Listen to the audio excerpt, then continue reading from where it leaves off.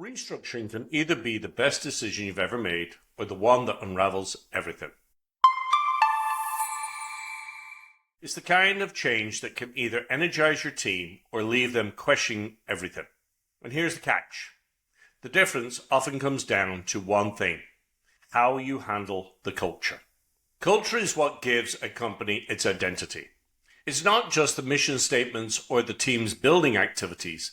It's the day-to-day trust, collaboration, and shared values that define how people work together.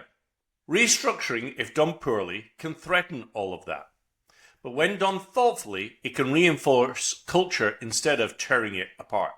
The first step is to acknowledge the human side of change. Restructuring often focuses on roles, titles, and workflows, but the people behind those roles matter most. They need to know that their contributions are valued and that the change isn't happening to them, it's happening with them. Transparency is your greatest ally here. People don't need every detail, but they do need to feel included and respected. Equally important is protecting what works. Restructuring doesn't mean throwing everything out. It means identifying the strengths of your culture, the rituals, the trust, the unspoken ways your team connects, and making sure those remain intact. Change is unsettling, but when your team sees that their core values and connections are still there, it creates stability. Finally, focus on what the change will bring.